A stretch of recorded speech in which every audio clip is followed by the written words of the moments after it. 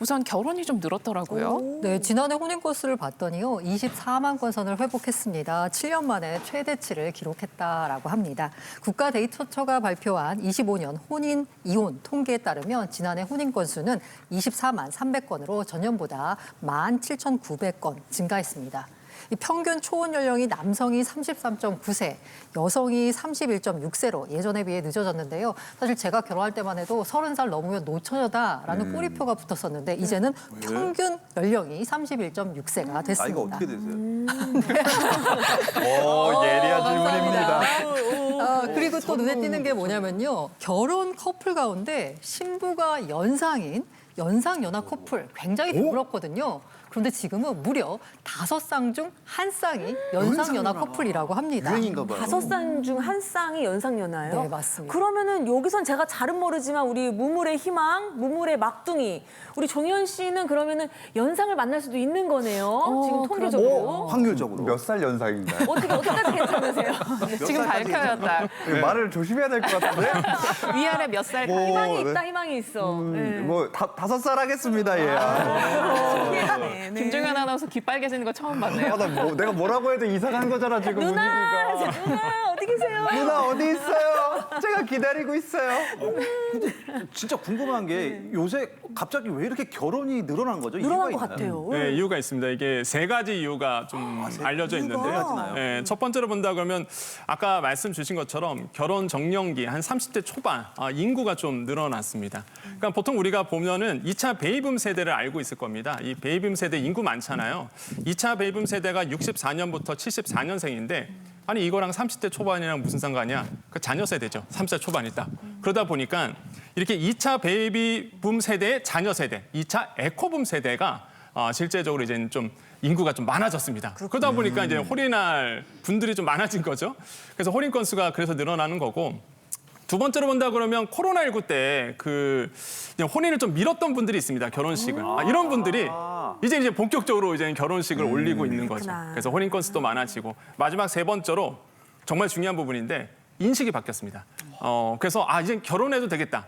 정부가요 신혼부부 정책을 많이 내놓고 있습니다. 그러다 보니까 이 결혼해도 청약하는데도 도움도 되고 대출도 잘 나오고 그래서 인식 자체가 많이 변해서 이렇게 3가지 이유로 인해서 이 결혼 건수가 혼인 건수가 늘어나고 있는 추세로 보여지고 있습니다. 야, 다 늘어나는데 저만 못하고 있네요. 이거 참. 이제 현실이 좀 누나가 다가가고 올 있네요. 거예요. 금방 하실 거예요. 네. 열심히 노력해 보겠습니다. 아까 이거 참. 누나가 돈 열심히 모으고 있을 거예요.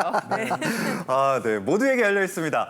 그나저나 이 결혼은 왜 는지는 설명 들어보니까 이해가 되는데 또 재밌는 현상이 이혼이 줄었다고 하더라고요. 네, 이혼은 2020년부터 6년째 감소세에 있습니다. 지난해 이혼 건수를 보자면 8만 8천 건으로 전년보다 3천 건 줄었습니다.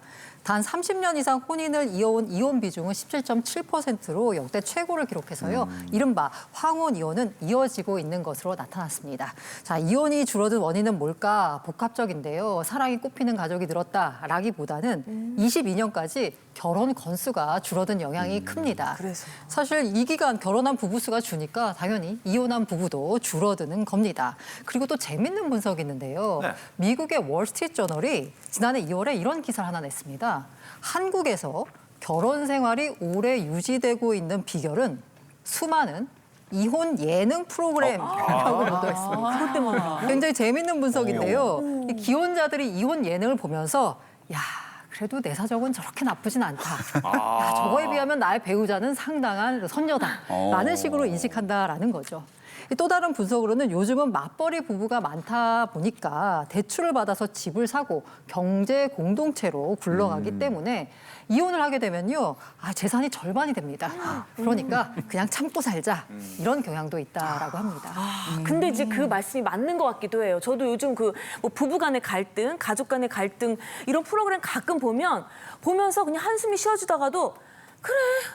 내 남편 저 정도면 준수하지 뭐 이렇게 그냥 그 핑크빛 가정이 아니라 그래 이 정도면 됐고 아유. 이런 식으로 살게 되더라고요. 꼽은 거 아주 아유, 안 다 그래. 합니다. 얼마나 안 그래. 그냥 이게 유명한데요. 현실에 맞춰 살다 보니까 애들도 이제 컸고 좀 안정감도 찾아지고 자녀도 예뻐 보이고 뭐 그런 이게 수긍되는 마음이 생기는 것 같더라고요. 예. 네. 아니 몇 년 새 결혼이 좀 늘어서 그런지 출산율도 0.8 정도로 조금 올라왔습니다. 그래도 여전히 저출산 수준이긴 한데요. 근데 또 아이들을 많이 낳지 않는데도 아동 관련 시장은 또 굉장히 호황이더라고요. 맞습니다. 이제 아동 관련 시장은 굉장히 매출이 잘 나오고 있다. 이렇게 조사도 지금 나오고 있는데 그런 이유가요. 일단 한 명 낳다 보니까 예, 한 명에게 또 집중적으로 투자를 하고 있는 부분이 있거든요.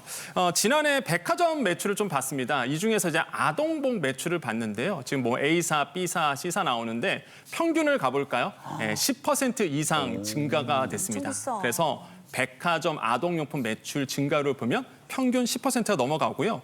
이게 다른 제품의 평균 매출 상승률이 2에서 3% 정도 나왔거든요.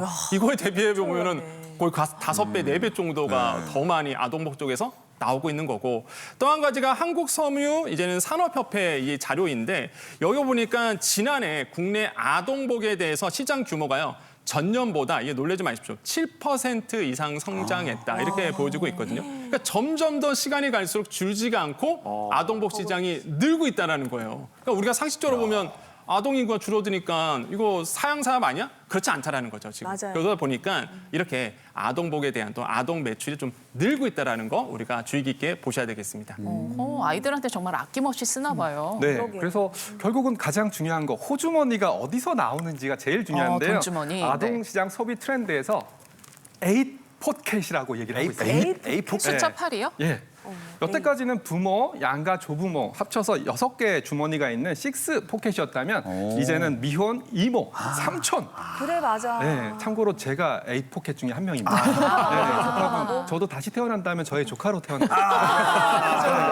고독하게 드시나 보군요. 네, 결국 아이 한 명에게 들어가는 돈의 총량이 훨씬 더 커졌다 이렇게 볼 수가 있습니다. 아동 1인당 소비 지출이 늘어나는 시장으로 바뀌고 있고요. 결국은 과거에는 좀 많이 사주고 양으로 승부했다면 이제는 좋은 것을 많이 사주는 그런 시대가 되었다라고 보고 있습니다. 결국은 식품도 굉장히 중요한데요. 과거에는 뭐 패스트푸드라든지 이런 걸 사 먹였다면 이제는 친환경, 뭐 유기농 이런 쪽으로 먹이는 이런 시대가 왔고요. 양의 시대에서 질의 시대, 프리미엄의 시대로 바뀐 것이 가장 중요하다라고 생각을 하고 있고요. 뭐 한마디로 정리한다면 아이가 귀하기 때문에 많이 먹어, 많이 먹어, 많이 먹어 이렇게 얘기하기보다는 좋은 거를 집중적으로 먹이는 이런 시대가 왔다라는 것이 가장 큰 특징입니다. 네.